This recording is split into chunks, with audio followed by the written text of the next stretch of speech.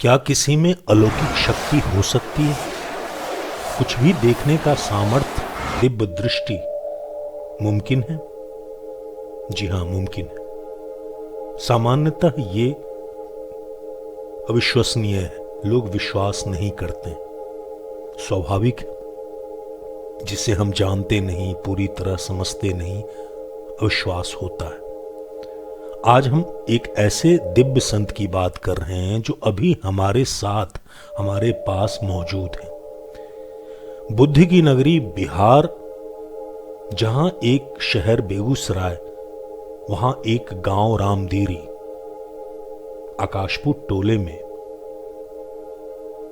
एक दिव्य संत, संत श्री 108 जमंगला बाबा, उनके बारे में बात करेंगे। मुझे लगता है ऐसे अलौकिक दिव्य संत अनायास मनुष्य के रूप में नहीं आते, ईश्वर उन्हें अवतरित करवाते हैं। जब ये जन्म लिए तो इनके माँ बाप बड़े प्यार से इनका नाम जगदीश गौतम रखा।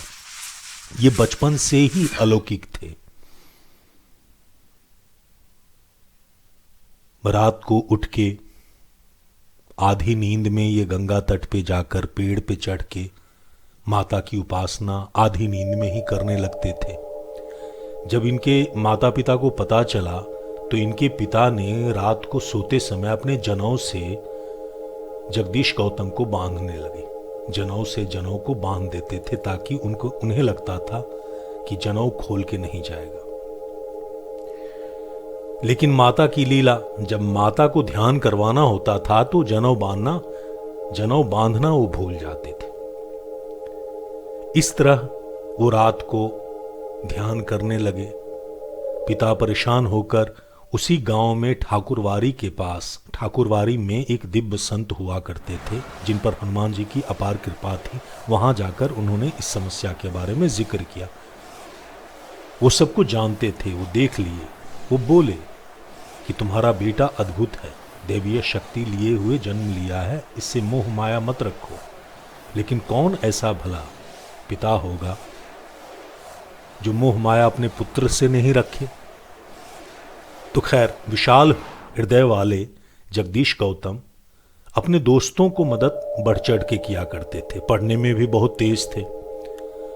तो इनके दोस्त इनसे अक्सर फायदा भी उठाते थे। बहुत सारे मित्र थे जो मजबूरी में लेते थे। इस क्रम में दूसरे से भी कर्ज लेकर वह दोस्तों को मदद करने लगे। परिणाम स्वरूप इनके ऊपर बहुत सारे कर्ज हो गए, लाखों रुपया कर्ज हो गए। पिता ने हाथ खड़ा कर दिया कि मैं देने वाला नहीं हूं। कर्जदार इन्हें तंग करने लगा। स्थिति बहुत खराब हो गई। हाल ये हो गया कि ये घर पे आना, बेचारे इनका घर पे आना मुश्किल हो गया। ये इधर उधर छुपते फिरते रहते थे। जबकि इनके पास पैतृक 50 एकड़ जमीन इनकी अपनी थी, लेकिन पिता के विरोध में एक शब्द नहीं बोलते थे। हाल ये हो गया कि तंग आकर ये सुसाइड करने का निर्णय ले लिए। और एक रात इन्होंने मन बना लिया कि अब मैं मर जाऊंगा। लेकिन माता की लीला उसी रात स्वप्न में आकर इन्हें चुपचाप अपने पास आने का आदेश दी। जमंगला माता, जो बेगूसराय में 52 शक्तिपीठ में से एक। माता को स्वप्न में देखकर यह उनके आदेश पर निकल पड़े। बिना किसी को कुछ बताए पैदल ही चल पड़े। पॉकेट में, जेब में 2 रुपया भी नहीं था। पैदल चलते चलते पहुंचे जमंगलागढ़। महीनों वहां तप किए। फिर माता स्वप्न में प्रकट होकर सिद्धि दी।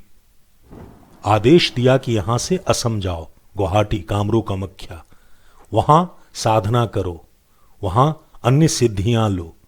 उनके आदेश पर वह निकल गए। दोपहर में, दिन में सोते थे, कड़ी धूप में चल नहीं पाते थे। और सुबह और शाम और रात्रि को चलते चलते तकरीबन 18 दिन 15 दिन में वह असम पहुंच गए। बिहार बेगूसराय से असम पहुंच गए। महीनों तप किया, महीनों तप किया और माता प्रकट हुई।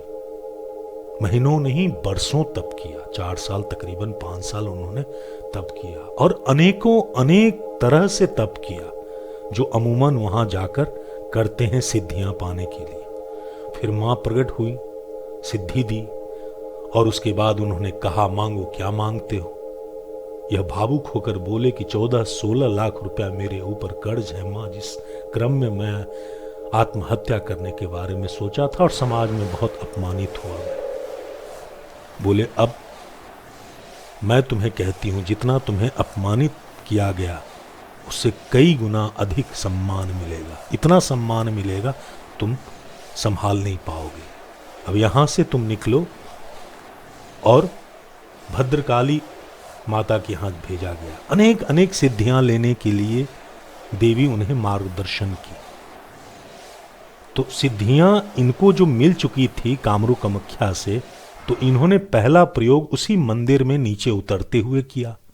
एक व्यापारी जिसका बेटा कहीं गुम गया था और वह छटपटाते हुए मंदिर की ओर भागा हुआ आ रहा था, जमंगला बाबा की दृष्टि उस पर पड़ी और उन्होंने कहा उसके करीब आते ही कि तुम्हारा बेटा खो गया है। वह इनको देखता रह गया। बोला जी बाबा आ जाएगा, कब आएगा यहां नहीं बताएंगे। तो घर लेकर गया, स्वागत किया, बाबा ध्यान लगाए, शक्ति का प्रयोग किया, जो सिद्धि माता से मिली थी उसका प्रयोग किया।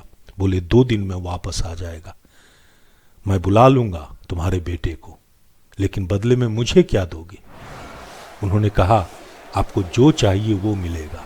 वहीं रुके, सिद्धि का प्रयोग किया, ध्यान में पुत्र के मन में विचार आया कि घर लौटो।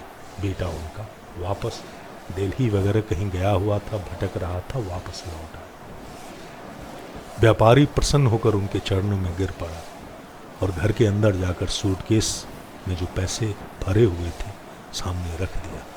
बाबा बोले हमें इतना नहीं चाहिए, इससे 18 लाख रुपया मुझे दो। 18 लाख रुपया उसने निकाल के बाबा को दिया। फिर गाड़ी का व्यवस्था किया। बाबा सर्वप्रथम कर्ज चुकाने के लिए माता के आदेश पर अपने गांव पहुंचे और लाउड स्पीकर में अनाउंस करवा दिया जिन जिन का पैसा जगदीश गौतम के पास है वह आकर ले ले। 1 दिन में कर्ज चुका दिया। फिर वो वहां से निकल पड़े भद्रकाली माता के यहाँ। वहां साधना किया, छिन्नमस्तिका के यहाँ गए, महीनों वहां साधना किया। वहां मां प्रसन्न होकर सिद्धि दी। फिर उसके बाद उनके आदेश पर बाबा वैद्यनाथ धाम पहुंचे, देवघर, वहां शिव की उपासना की 3 साल। फिर बचा खुचा जो भी था सिद्धि, देवों के देव महादेव शिव ने इन्हें दिया। फिर ये सारी सिद्धियों को लेकर आए। वैशाली में पहला प्रयोग तो वो कर चुके थे जो व्यापारी के साथ जिसका जिक्र किया, लेकिन समाज के उत्थान हेतु अपनी सिद्धियों का प्रयोग वैशाली में इन्होंने शुरू किया। वैशाली से बेगूसराय वापस आए। ऐसे करते हुए समाज का उत्थान ये करने लगे। इनके बारे में और भी अगर आप जानना चाहते हैं